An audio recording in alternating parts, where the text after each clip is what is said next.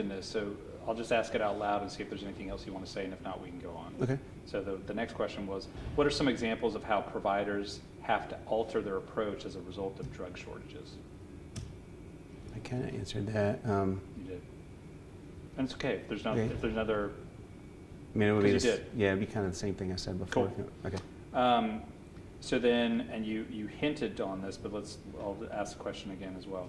So I've heard of unintended challenges from drug shortages in which similar drug labels are used on different pharmaceuticals. How challenging is it for pharmacists and providers to read and understand labels? So labels are difficult, and not just because of shortages. If you think about the way a company will brand its products, one company may have labels that are very similar across a brand of products because it's how they show that that's the medications that they make.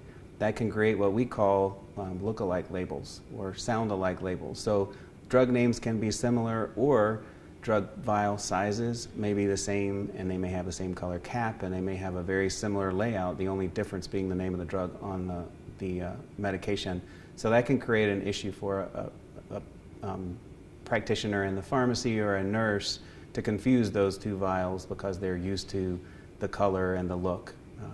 What's helped significantly with that is barcode scanning. So barcode scanning in a hospital setting means that the order is on the medication administration record, and the nurse uses a barcode scan of the medication in order to administer it. So if they have the wrong medication in their hand and they scan it, then that would fail, and they'd be able to look at that and see.